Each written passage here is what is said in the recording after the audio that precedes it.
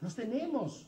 En donde el Espíritu de Dios permite y te está exigiendo que apeles, pero hay a veces que habiéndonos el Señor dado este alimento espiritual para que lo deseáramos como niños recién nacidos, ¿verdad? Nos dice el Espíritu de Dios a nosotros: probadme. ¿Cómo dice? Probadme, dice el profeta Malaquías, dice Jehová de los ejércitos: yo abriré las ventanas de los cielos y derramaré sobre vosotros bendición hasta que ¿qué?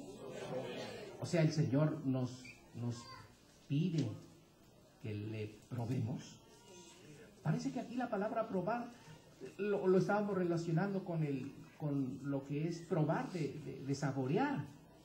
Y también la palabra probar quiere decir, ¿verdad?, poner en examen algo, o poner en juicio algo, ¿verdad? Porque también de esa manera uno prueba al distinguir dos o tres cosas que se parecen.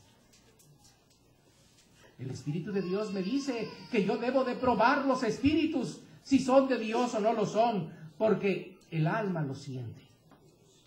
¿El alma qué? El alma lo siente.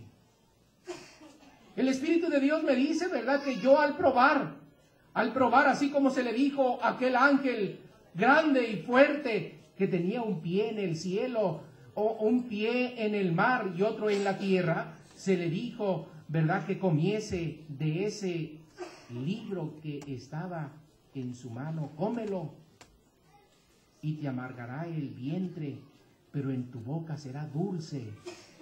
¿Como la qué? Como la miel. Ya le estaba anticipando el Señor que el gustar a Dios trae dulzura, pero también trae amarguras a la carne. Trae aflicciones al hombre. Trae aflicciones en el matrimonio. Porque no deja de haber ¿qué? No deja de haber aflicciones. No penséis que he venido a meter paz en la tierra, sino espada. El hijo contra el padre contra el hijo, la suegra contra la nuera. Eso es lo que traía Cristo. Eso es lo que traía este ángel grande y fuerte, que este verbo de Dios se manifestó en el verbo de vida, ¿verdad? En la persona de un hombre, ¿verdad? En la persona de aquellos que el Señor ha escogido desde antes de la fundación del mundo, para que el verbo de vida pudiera, ¿verdad?, manifestarse y hacerse presente entre nosotros. Porque hasta eso Dios tuvo el cuidado de que pudiéramos nosotros percibirlo. Y para que pudiéramos percibirlo, Él mandó a su Hijo Jesucristo, para que Él, siendo en forma de Dios, para que Él, tomando la forma de siervo, pudiera ser nuestro compañero y pudiera ser nuestro amigo, y pudiera Él compadecerse de nuestras flaquezas, y pudiera él también sentir lo que tú sientes, y a la misma vez nosotros sentirlo ¿a quién? Sentirlo a Él.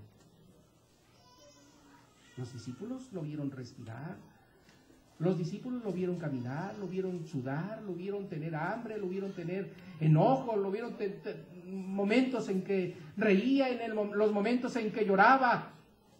Ellos, hermanos, pudieron tocar y ver, tener esas experiencias, gustar las bendiciones que de parte de Dios estaban recibiendo. Así es de que, ¿qué es lo que debemos de hacer nosotros cuando parezca, verdad, que no está? Porque a veces no está. Pero no es porque Dios no lo llene todo. No está para el que no cree. No está para el de duro corazón. No está para aquel que vive, ¿verdad?, materializado en las cosas terrenas. Ese no le siente. Ese parece que perdió la dirección y no sabe por dónde ¿Por dónde va? Aunque está viniendo, ¿verdad? De vez en cuando viene aquí, canta ahora con nosotros, pero se va como ¿qué? Se va como entró. El rey David decía, alzaré mis ojos a los montes. Es que a veces tenemos nuestra vista tan ahí abajo. Acá la tenemos, ¿verdad? Como aquella ave que nos dice el profeta.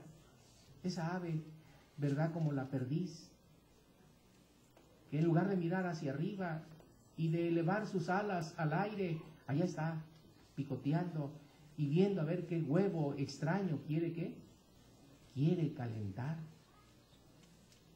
El Señor me dice, no, mi vista no debe de estar en la tierra, mi vista no debe de estar en el suelo, mi vista debo de alzarla a los montes. ¿Y por qué los montes? Nos decía el varón de Dios en una ocasión. Él nos hablaba de esto. Y él nos decía, ¿verdad? En esos momentos de dolor y de aflicción, en donde parece que el peregrino que iba a Jerusalén se sentía extraviado, se sentía perdido. Allá miraba el monte a lo lejos. Esa era su dirección. Ese era su camino. Allá estaba su socorro. Allá estaban las sillas del juicio. Allí estaba el arca de Dios. Alzaré mis ojos a los montes, porque siempre el Señor se ha hecho manifiesto, ¿verdad?, en los montes para que todos le veamos. ¿No te has fijado? En un monte el Señor dio la ley. A un monte el Señor, ¿verdad? El Señor también subió, y en el monte el Señor dio su sermón. En un monte el Señor, ¿verdad?, también Él dio, ¿verdad?, su vida por cada uno de nosotros, y fue levantado, parece ser, que fuese puesto en asta para que todos le vieran. Sí, en un monte para que nadie tenga esa excusa de decir, no le vi.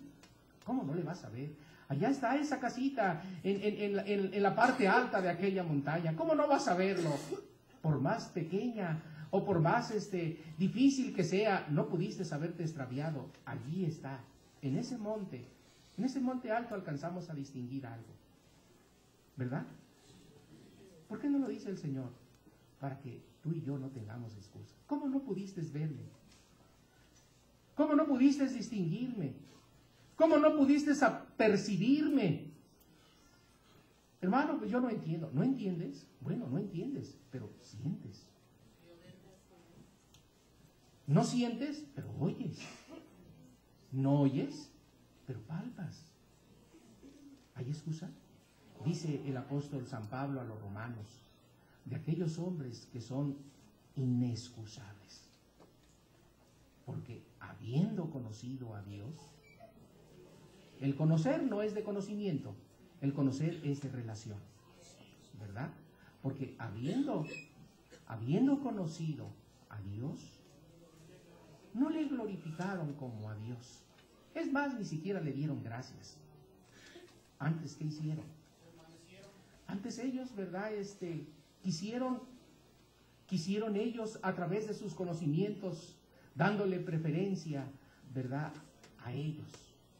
Dándole preferencia a sus cuerpos, dándole preferencia a las cosas terrenas, y Dios, ¿verdad?, habiéndose apartado ellos, los entregó a una mente depravada.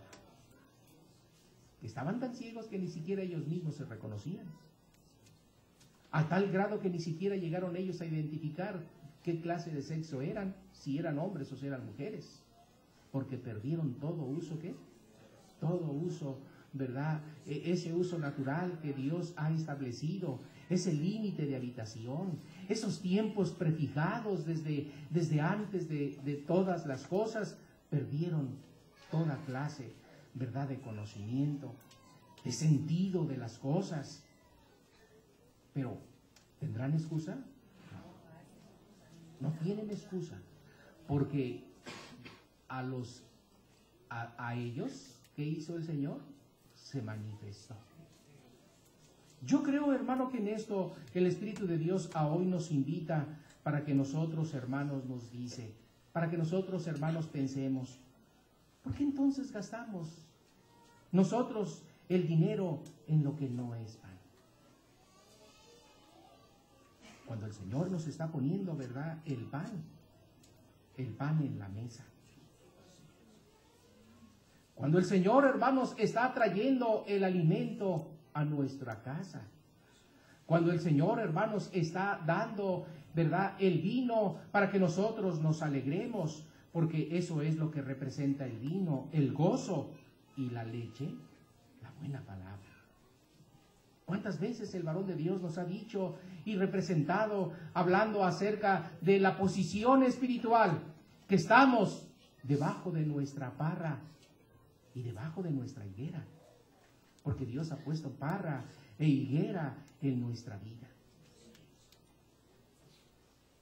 Ella está, hermano, los higos, ¿verdad?, dándonos ese gusto y ese sabor, hermanos, al saborear, hermanos, el higo, y al saborear, hermanos, esas uvas, esa